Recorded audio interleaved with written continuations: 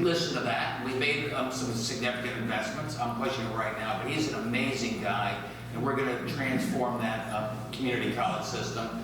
And as Paz just said, you know, there was a lot of pushback. This was not very popular. But now we're going to have 11 independent community colleges, each doing their own thing. It's called the Connecticut State University or something like that. You can go to any one of those community colleges. Those credits are transferable wherever you want to go. And that's the type of transformation that parents are just getting started. Sounds like you're giving political cover to Terrence Chang to do some unpopular things within his own shop. Is that part of the group? Maybe.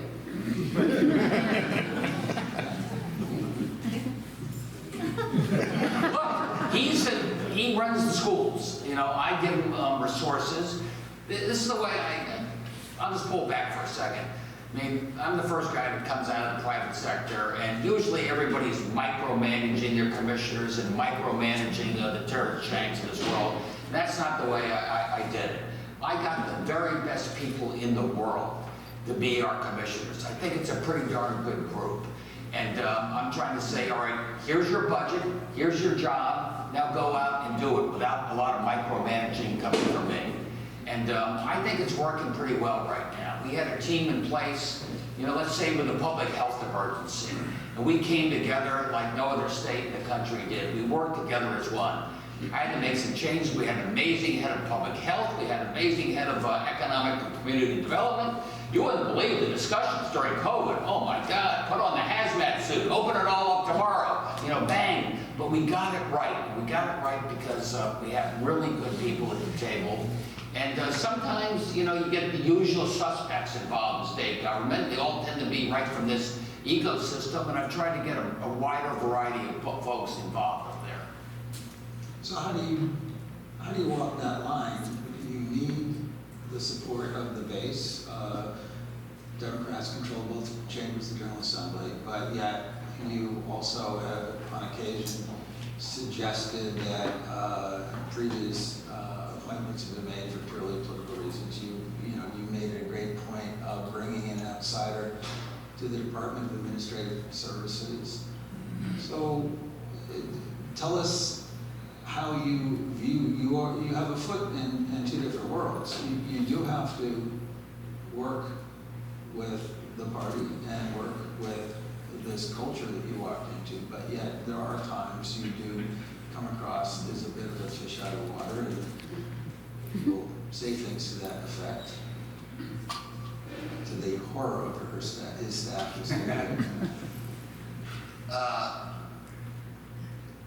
What was the question? I've locked that fish out of water. Hey, here's all the politics. How about you all this work in this world? You know, when people say I'm not a politician, you know, the people in my world, after you've run for statewide office 3-4 times, you say, bullshit, you are a politician. So how do you rectify or reconcile these two? You got to get stuff done. Yeah. You know, look, I come out of the business world. I'm an executive. I hate being down in Congress. I don't know what I'm doing myself. Yes, sir, Chuck Schumer. It's just not who I am. Governor is a job, and it's an executive job, but I've got a legislature, I've got constituencies, I've got to sell every day. That's why I'm here with you tonight, Paz, try to explain to people what we're doing.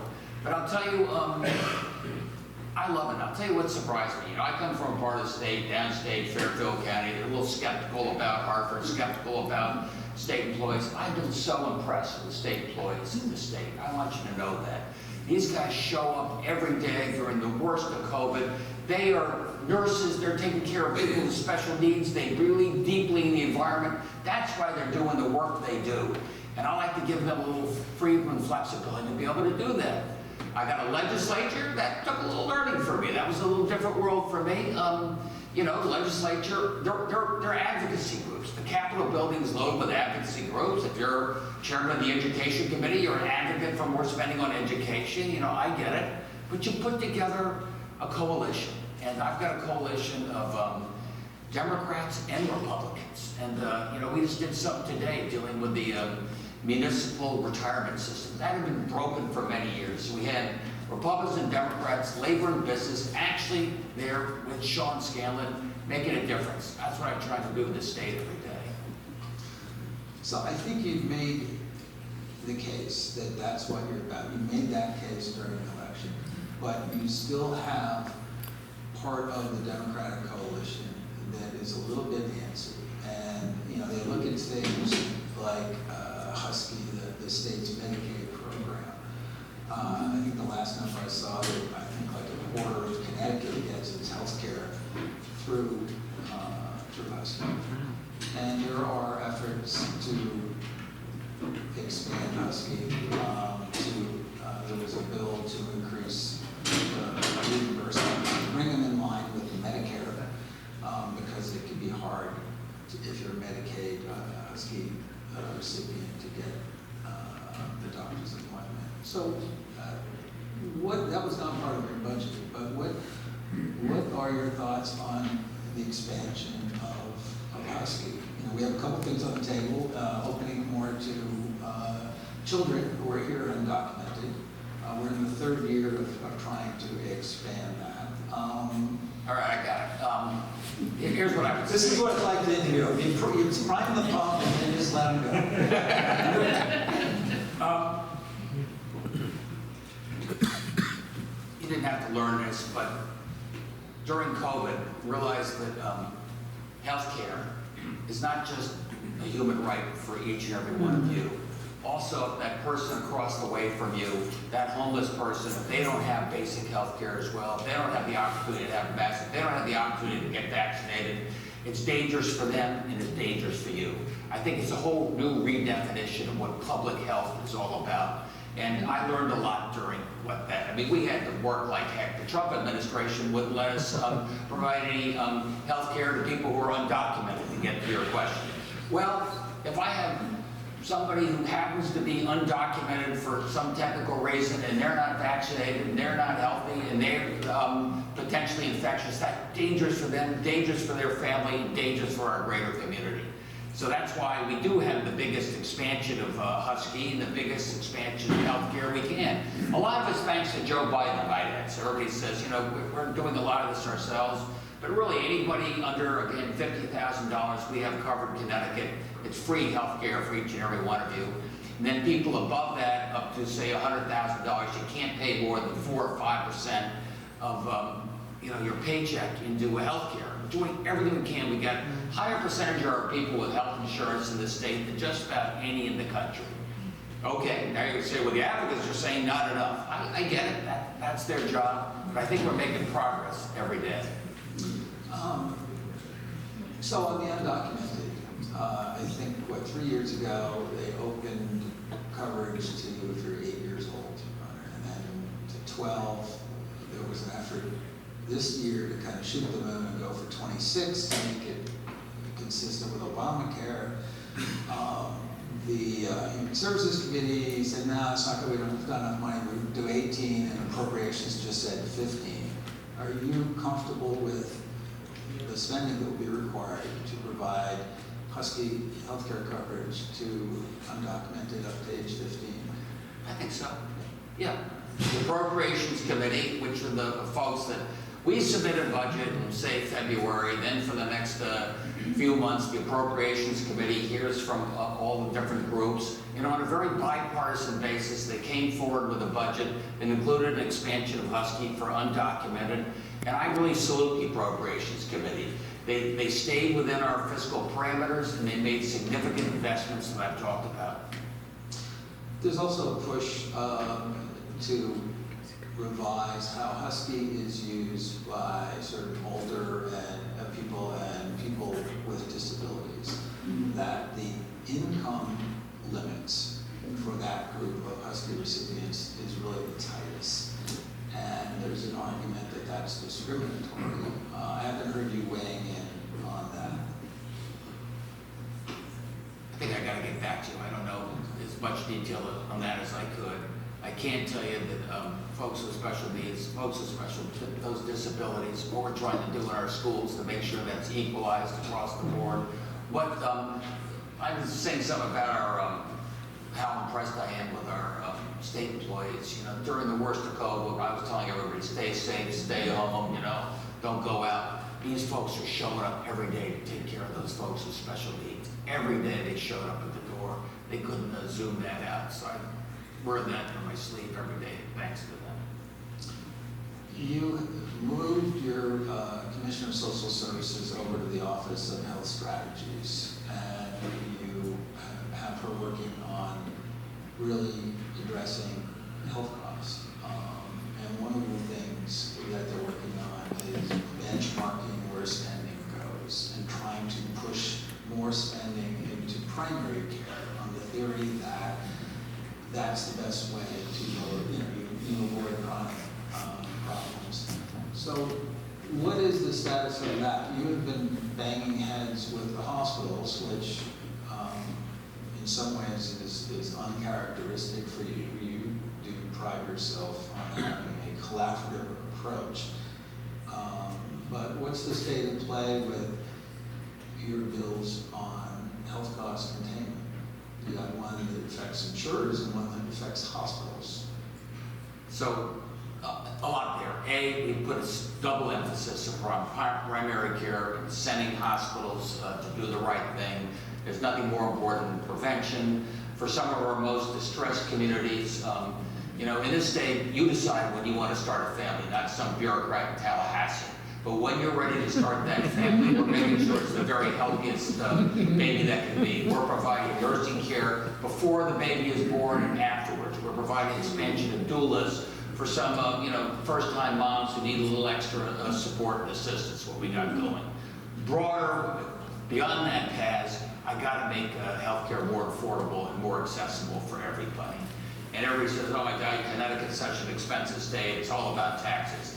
It's not all about taxes. We don't have enough housing. I'm making the biggest investment in housing we've ever had, and I am being pretty tough on the hospital costs. And that's the pharmaceutical companies, and that's the hospitals, and frankly, that's the insurance companies as well. I'll be blunt, I'm tired of the insurance companies saying, don't blame me, I'm just passing along the costs I get from the other guys. No, I want you to take the lead. If we're the insurance capital of America, I want you front and center. I want you to create these preferred networks where people can go, they get much better value for their dollar, and they can get much better primary care as well. The hospitals, I'm pushing back a little bit. They've got some expenses there that are sort of narrowing the competitive base, driving up costs. The pharmaceutical companies, my God, a lot of them are making a fortune. And every time I say, look, we're going to get together with all of our neighboring states so we buy pharma together so we get a better price. That's a start. Then they say, don't blame me, blame the PBMs, the benefit pharma, But we're taking the lead. And Deirdre Gifford, she was doing innovation down at Health and Human Services down in Washington, D.C. And she just wasn't really psyched about doing it under President Trump. And that was good for us. So she came up here, and now she is leading healthcare for the state of Connecticut. And there are lots of different buckets. There's for state employees, there's for seniors, there's for kids. And she's putting it under one bucket and doing a better job of making sure we have broad-based, accessible health care for each and every one of our citizens. We're going to be the first in the country. But are you willing to be combative enough to do that? Again, your nature is to be collaborative. You had a great relationship with hospitals by and large during COVID. You certainly appeared at Hartford Healthcare events with Jeffrey Flax, their CEO. So I think there's a question as to whether you're willing to, metaphorically speaking, to break heads to get your hospital bill passed. Because there are things they're going to max on. Facility costs, the idea they can't... Facility costs. So when a hospital buys another practice, they can put, say, a 20% surcharge on there. Well, that's about $400 million a year that is in these so-called facilities fees. If these practices stayed independent, which is not such a bad thing, they wouldn't have to pay that facility fees. So you're right, Paz. We've been pretty tough saying we want to get rid of these facility fees. And the hospitals push back, and the legislature gets nervous and say, all right, maybe we don't do it overnight, maybe we do it over the next 3 years or 5 years.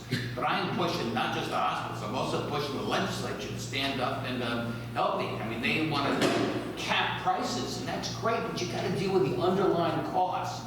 Same in energy, you got to deal with the underlying costs.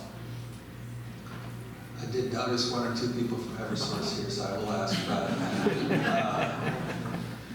You have have a situation at Pura, the regulators, in which there's not a clear direction in the sense that you hired an outsider to shake things up, a disruptor, as you like to say.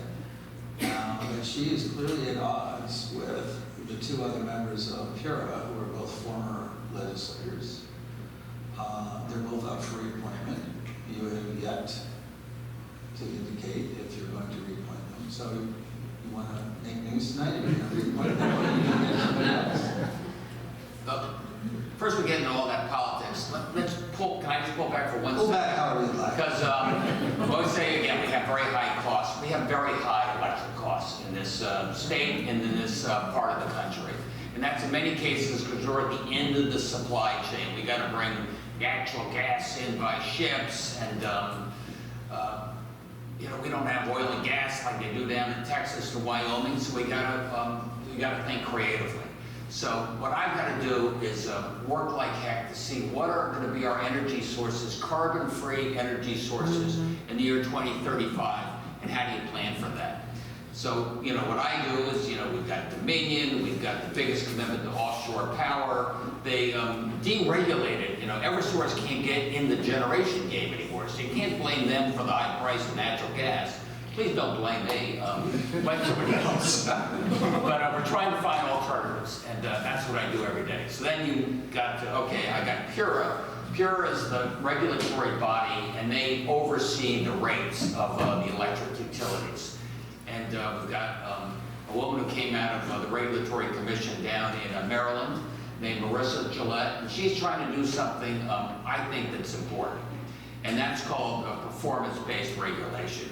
No more you get an automatic 9% when you do great work or bad work, whether you showed up to get the power turned back on ICEA in an hour or in 10 days.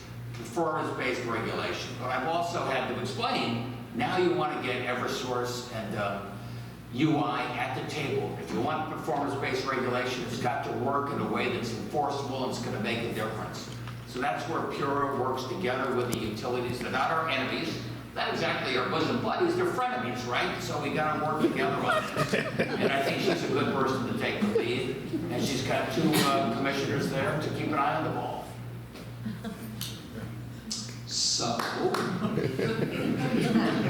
got a rousing round of applause.